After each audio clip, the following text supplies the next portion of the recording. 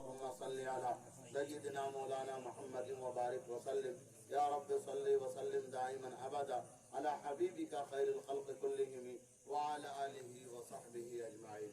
मेरे भाइयों, मेरे बुजुर्गों, मैं ये अर्ज़ कर रहा था कि हज़रत मोहम्मद सल्लल्लाहु अलैहि वसल्लम ने इरशाद फरमाया, मेरी बेटी आगे बढ़ा तो जन्नत का दरवाज़ा खुला। मैं जन्नत के खुशनुमा मंजर देखने के लिए आगे बढ़ा, फिर वो बंद हुआ। जहन्नम का दरवाज़ा खुला तो मैंने उसमें पहले वाले तबके में अपनी उम्मत को जलता हुआ देखा। वो नबी जो अपनी उम्मत को देख करके इतने रोते हैं कि आप रोते रोते घर तशरीफ ले जा रहे हैं अपने हुजरे में, और फिर किसी से कलाम नहीं फरमाया। मेरे भाइयों, मेरे बुजुर्गों, अपने आप में तो गौर करें कि अल्लाह के नबी हम सब से कितनी मोहब्बत फरमाते।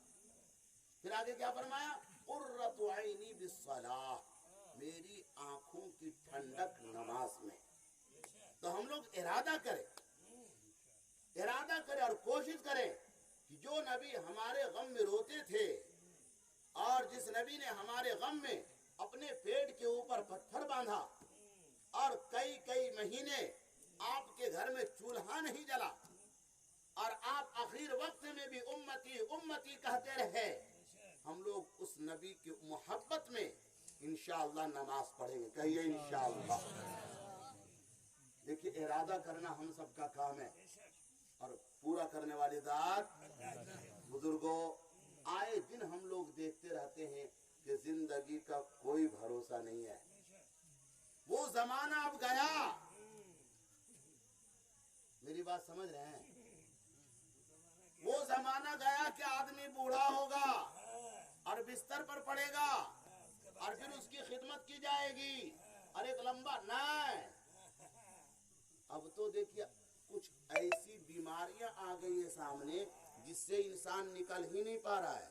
Number 1 heart attack, cancer, sugar, blood pressure, ये ऐसी ऐसी बीमारियां हैं कि आदमी अब बूढ़ा होगा, हमें तो ऐसा समझ में नहीं आता है। इसीलिए वैसे भी कुरान में अल्लाह का ऐलान है कि मौत का कोई भरोसा नहीं, इसलिए इंसान को हमेशा नेक अमाल करना चाहिए। आप दुनिया का भी काम कीजिए, मकान भी बनाना है, दुकान भी चलाना है, बीवी बच्चों की परवरिश भी करना है, कौम और समाज के साथ भी चलना है और हमें नमाज भी अदा करनी है। नमाज का मकाम देखिए कितना बुलंद है। हदीस पाक है, हजरत मोहम्मद सल्लल्लाहु अलैहि वसल्लम ने इरशाद फरमाया, नमाज का दर्जा दीन में ऐसा है जैसा कि पूरे बदन में सर का दर्जा। अब गौर करें, सब लोग अक्लमंद है, होशमंद है, पढ़े लिखे लोग हैं। हमारे नबी ये भी तो कह सकते थे कि नमाज का दर्जा दीन में ऐसा है जैसा पूरे बदन में हाथ, नमाज का दर्जा दीन में ऐसा जैसा पूरे बदन में पाँव, नमाज का दर्जा दीन में ऐसा जैसा पूरे बदन में कान, पूरे बदन में आँख, पूरे बदन में जुबान, नाक कह सकते थे ना, मगर हाथ, पाँव, नाक, कान, जुबान नहीं फरमाया। फरमाया तो क्या फरमाया, नमाज का दर्जा दीन में ऐसा जैसा पूरे बदन में सर का दर्जा। ऐसा इसलिए फरमाया कि बगैर हाथ का इंसान रह सकता है, बगैर पाँव के इंसान रह सकता है, बगैर कान के इंसान रह सकता है, बगैर आंख के इंसान रह सकता है, बगैर जुबान के इंसान रह सकता है, मगर कोई माई कलाल ये नहीं बता सकता है कि बगैर सर का भी इंसान देखा। तो जिस तरीके से बगैर सर का कोई इंसान नहीं रह सकता, ऐसे ही बगैर नमाज के कोई मुसलमान मुकम्मल मुसलमान नहीं रह सकता। ये हमारे नबी ने समझा दिया। तो हम लोग इरादा करो इंशाअल्लाह कि नमाज पढ़ेंगे। कहिए इंशाअल्लाह। और जिस तरीके से नमाज इबादत, रोजा इबादत, ज़कात इबादत, हज इबादत, इसी तरीके से निकाह करना भी इबादत है। बेटा है उसका निकाह करना, बेटी है उसका निकाह करना, खुद अपना निकाह करना, यह भी इबादत है। निकाह ऐसी इबादत है जिससे इंसान गुनाहों से बच जाता है। نکاح ایسی عبادت ہے جس سے انسان گناہوں سے بچتا ہے، اور حضرت محمد رسول اللہ صلی اللہ تعالی علیہ وسلم کی ایک سنت کو زندہ کرنے والا ہوتا ہے۔ آقا نے فرمایا النکاح من سنتی فمن رغب عن سنتی فلیس منی، نکاح میرا طریقہ ہے، نکاح میرا طریقہ ہے، لہذا جو میرے طریقے سے اعراض کرے گا، یعنی جو میرے طریقے کو چھوڑے گا، فلیس منی، میں اس کا نہیں، وہ میرا نہیں، میرا اس کا کوئی تعلمیل نہیں۔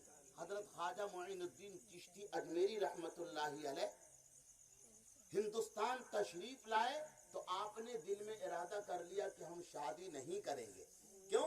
اس لیے شادی نہیں کریں گے کہ جب شادی کریں گے تو بیوی آئے گی، پھر بچے ہوں گے، پھر خان پان کا پورا انتظام کرنا پڑے گا، تو جو ہم دین کا کام کر رہے ہیں، دین کا کام کرنے میں بڑی پریشانی ہوگی، لہذا ہم دین کا کام کرتے رہیں گے، لوگوں کو کلمہ سکھاتے رہیں گے، کلمہ پڑھاتے رہیں گے، نماز سکھاتے رہیں گے، اور ایک اللہ کی طرف بلاتے رہیں گے، شادی نہیں کریں گے، ہم اسی کام میں لگے رہیں گے۔ حضرت محمد الرسول اللہ صلی اللہ تعالی علیہ وسلم خواب میں تشریف لائے اور فرمایا معین الدین نکاح کی تیاری کرو۔ حضرت خواجہ نے دھیان نہیں دیا۔ مہینہ دن کے بعد ہم سب کے نبی پھر تشریف لائے، فرمایا معین الدین نکاح کی تیاری کرو۔ حضرت خواجہ نے پھر دھیان نہیں دیا۔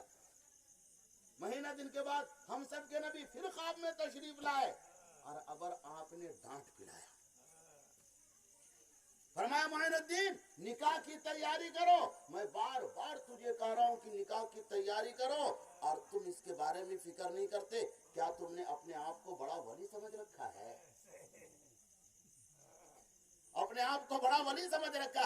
اے معین الدین جب تک تم نکاح نہیں کرو گے تو ایک ولی ہونا تو درکنار، بغیر نکاح کے تم سچے پکے مسلمان بھی نہیں بن سکتے۔ اس کے بعد حضرت خواجہ معین الدین چشتی اجمیری رحمت اللہ علیہ نے دو نکاح فرمایا، پھر بچے ہوئے اور پوری فیملی ہے اور پورا خاندان ہے۔ تو نکاح کرنا ہم سب کے نبی کا طریقہ ہے، مگر بزرگوں نکاح کو نکاح کے طریقے سے کیا ہے۔ حضرت محمد الرسول اللہ صلی اللہ تعالی علیہ وسلم نے ارشاد فرمایا کہ سب سے برکت والا نکاح وہ ہے جو کم سے کم خرچے پر ہو۔ بس یہ آخری بات ہے، پھر بات ختم۔ العاقل تکفی الاشارہ، عقل مند انسان کے لیے اشارہ کافی ہوتا ہے۔ سب سے زیادہ برکت والا نکاح وہ ہے جو کم سے کم خرچے پر ہو، لہذا خرچے کا بھی خیال کیا جائے اور رسم و رواج سے پاک ہو کر کے نکاح کی تیاری کی جائے۔ اللہ پاک کا ہمیں سننے سے زیادہ ہم سب کو عمل کی توفیق عطا فرمائے۔ وآخر دعوانا